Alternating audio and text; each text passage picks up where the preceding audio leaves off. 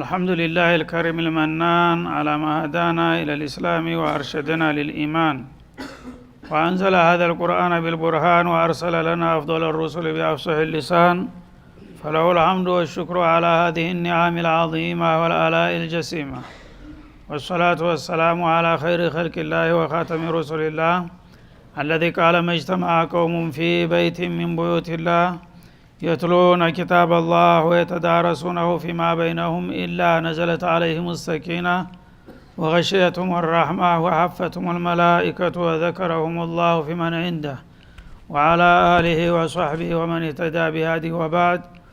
فقد وقفنا في درس أمس عند قوله جل وعلا من سورة البقرة: ليس عليك هداهم ولكن الله يهدي من يشاء الآية. فلنبدأ من هنا. أعوذ بالله من الشيطان الرجيم. ليس عليك هداهم ولكن الله يهدي من يشاء وما تنفقوا من خير فلأنفسكم وما تنفقون إلا ابتغاء وجه الله وما تنفقوا من خير يوفى إليكم وأنتم لا تظلمون. للفقراء الذين أحصروا في سبيل الله لا يستطيعون ضربا في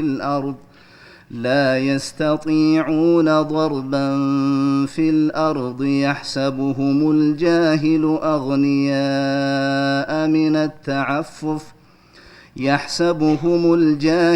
أغنياء من التعفف تعرفهم بسيماهم لا يسألون الناس إلحافا وما تنفقوا من خير فإن الله به عليم. الذين ينفقون أموالهم بالليل والنهار سرا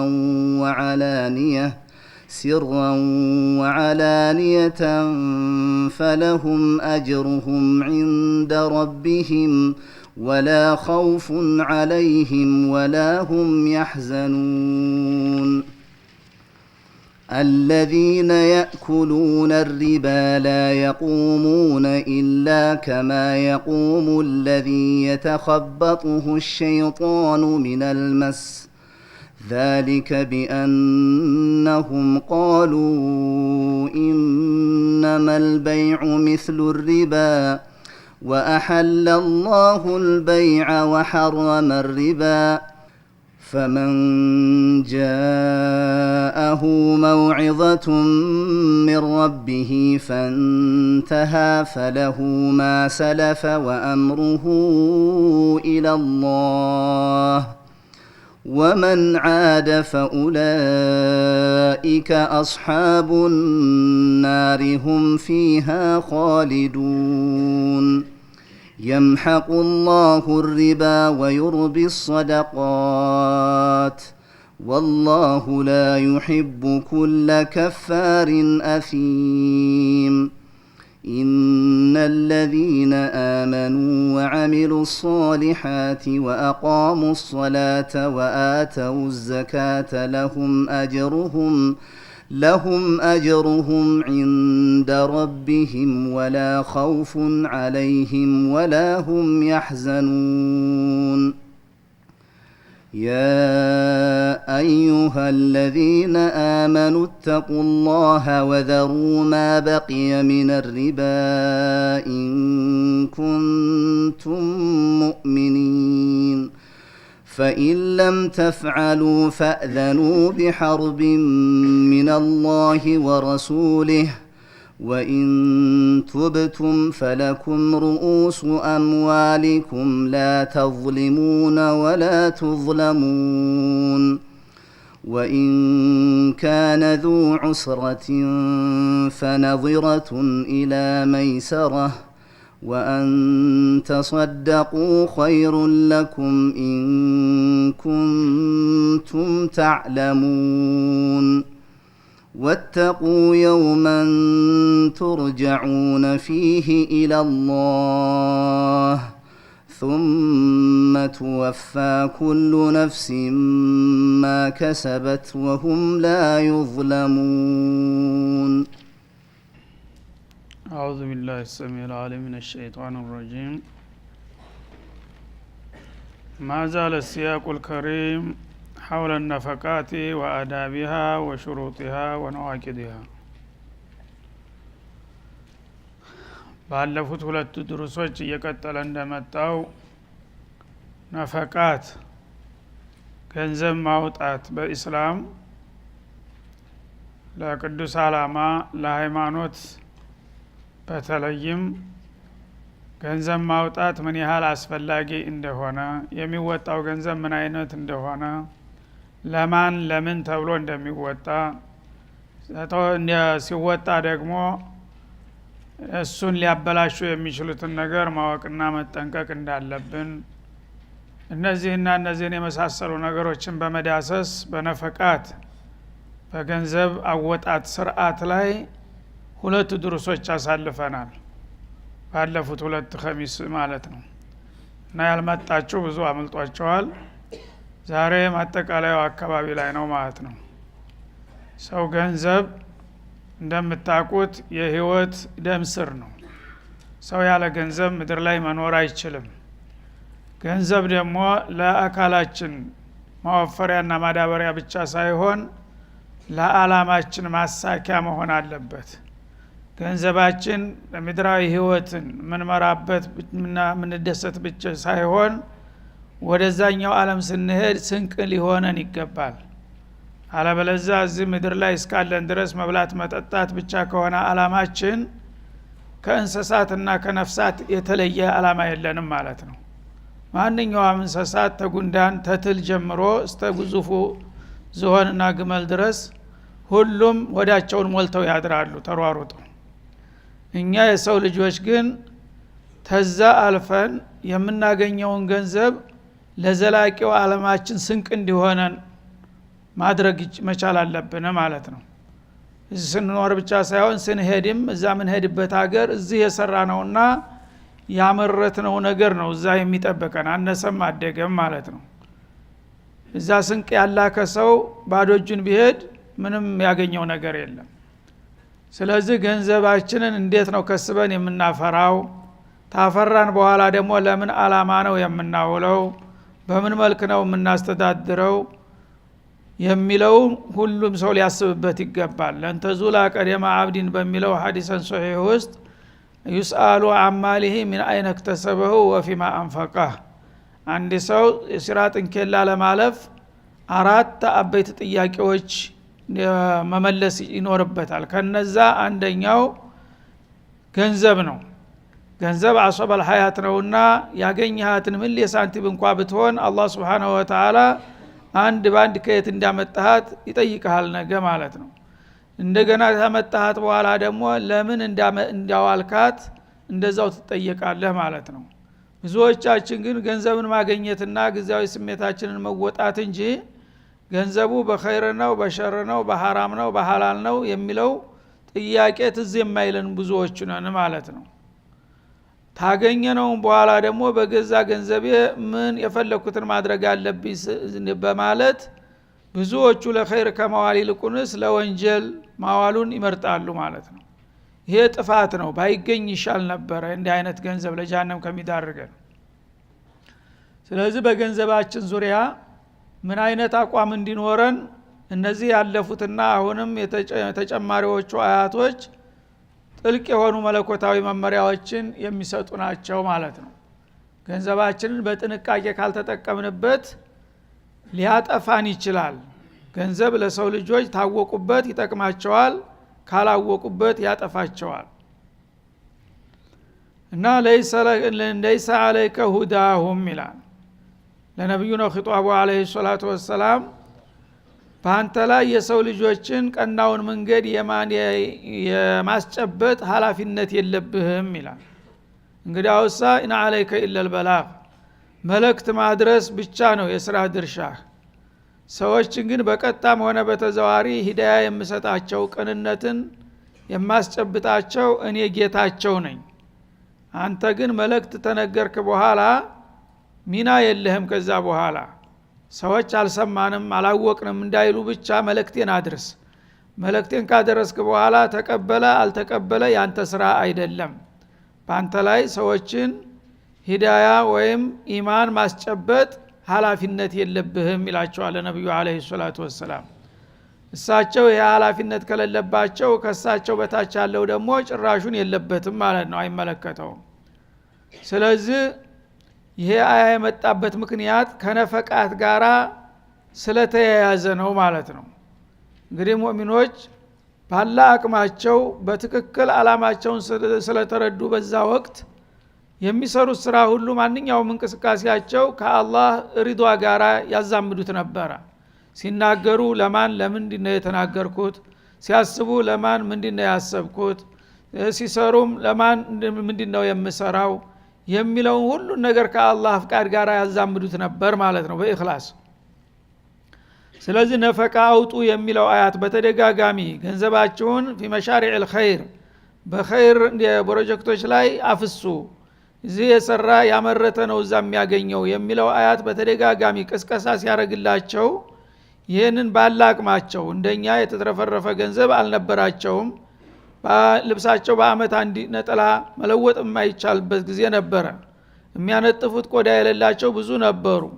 እንደዛም ከሆኑ ጋር ያገኟትን ነገር አላህ በሚወደው ለማዋል ይሯሯጡና ይረባረቡ ነበር ማለት ነው።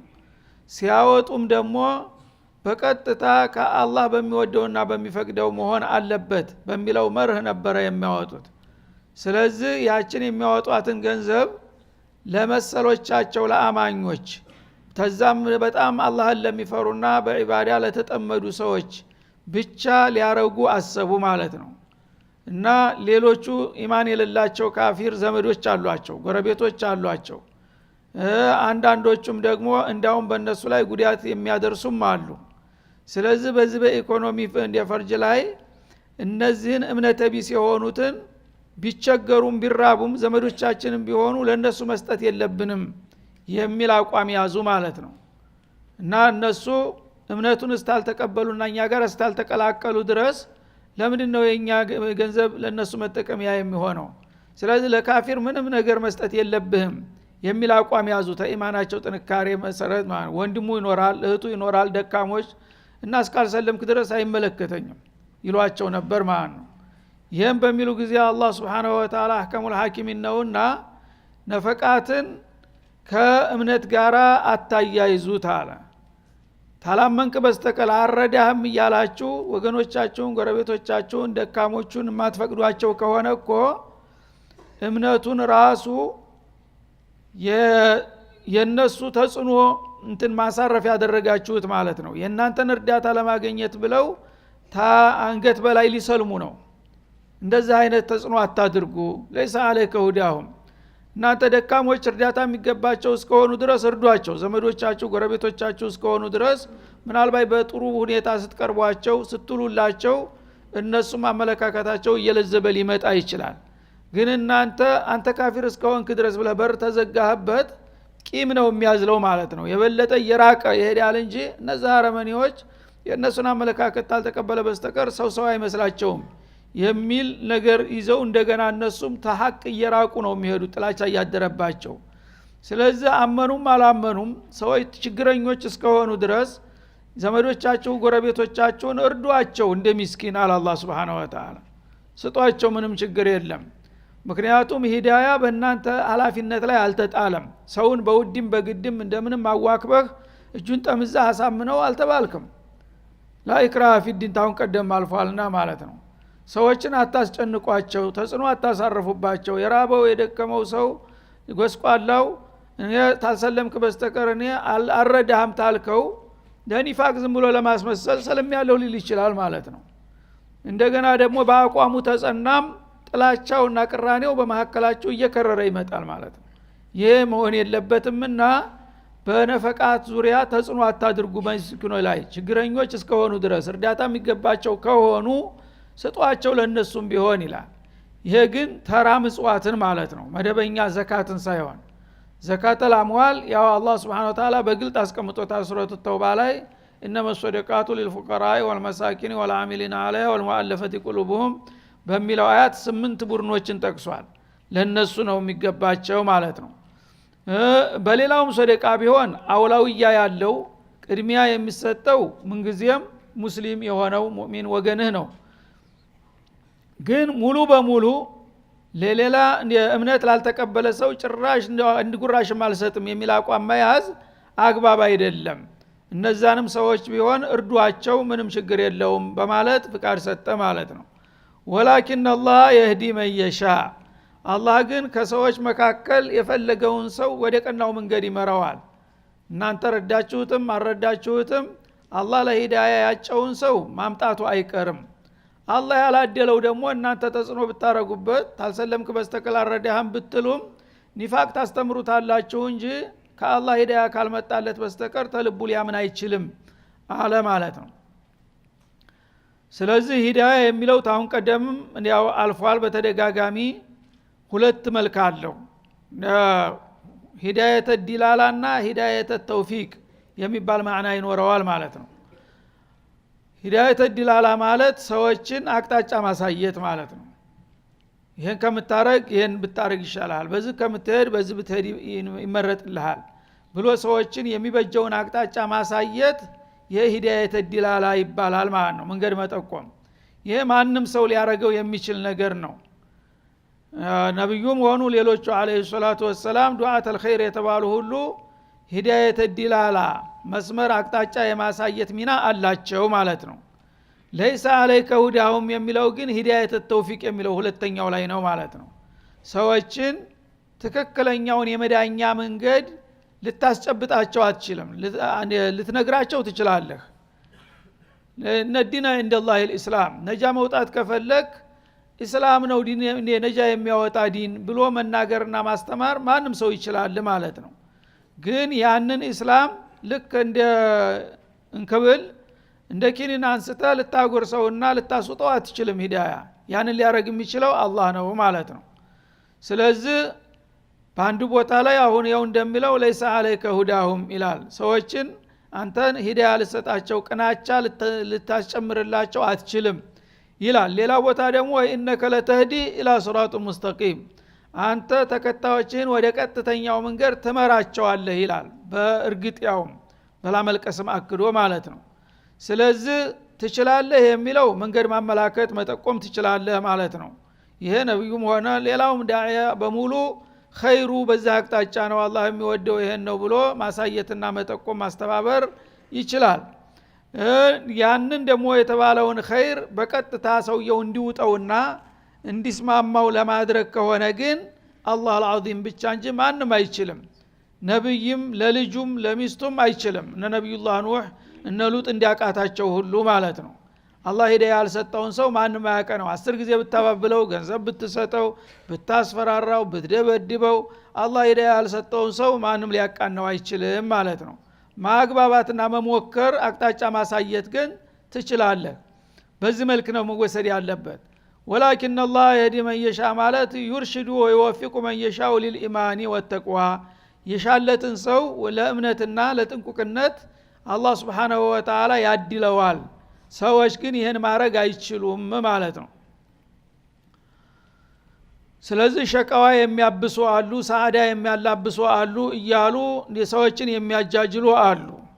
እንግዲህ ሰዎች እገሌ ትልቅ ሸህ ናቸው፣ ታዋቂ ናቸው፣ እንደ ኮኑ ከማሽቱም ከተባሉት ናቸው፣ እሳቸው የወደዱ እሳቸውን የዘየረ እሳቸውን የካደመ ምንም ችግር የለውም አንስተው እንደ ኳስ ጀነት ይጨምሩታል ብለው የሚያስቡ ጅሎች አሉ።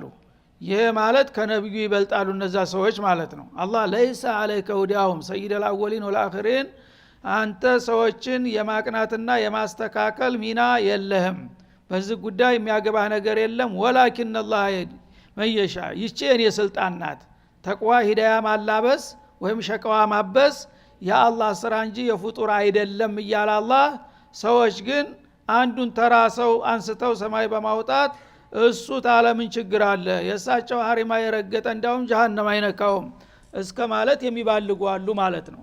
የዛ አይነት አሉ ቧልታ ሰለባ እንዳንሆንም ይጠቁመናል ይህ አያት ማለት ነው። ሂዳያ በአላህ እጅ ነው። አንተ ግን ሰዎችን በኸይር ማስተባበር መሞከር አለብህ ሰበብ አላህ ያድርግህ ይችላልና ማለት ነው። ወማ ቱንፊቁ ሚን ኸይሪን እና በነፈቃ ሲያቅ ላይ ስለሆነ የመጣው አሁንም ወደዛው ወደ ነበረበት ርዕሱ በመመለስ የነፈቃውን ጉዳይ እንደገና አወሳልን ማለት ነው።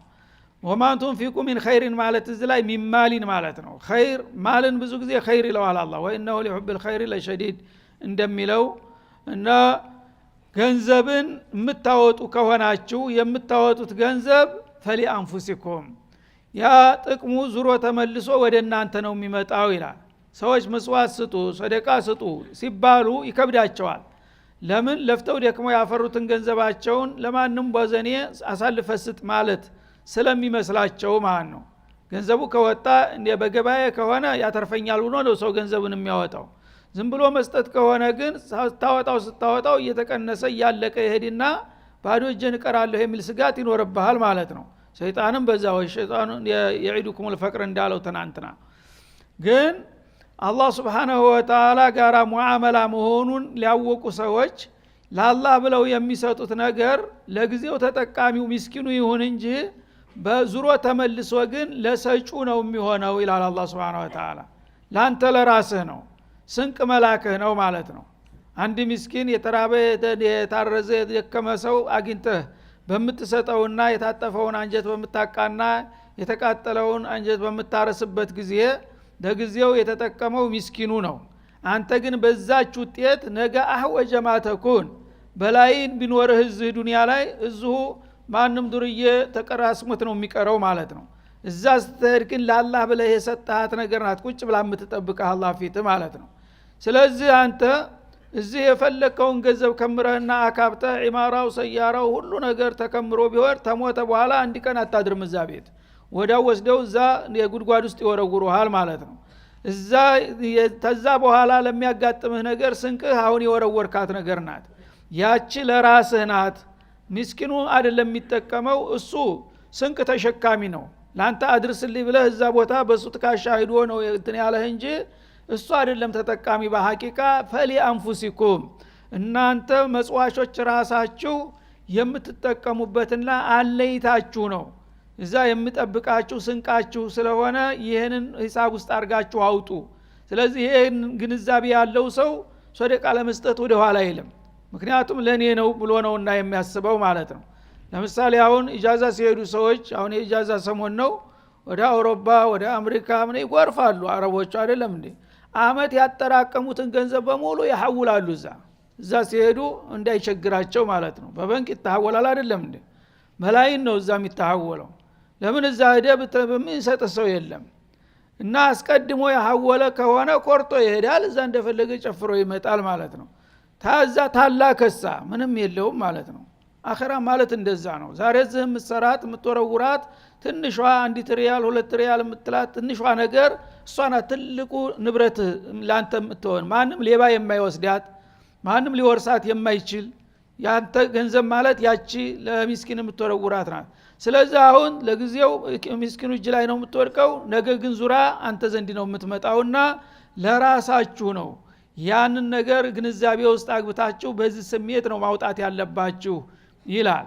ግን ለዚህ ውጤት የሚበቃው ደግሞ ወማ ቱንፊቁነ ኢላ ኢብቲጋአ ወጅሂላህ የአላህን ሪዷ ፈልጋችሁ እንጂ ማውጣት ደግሞ የለባችሁም።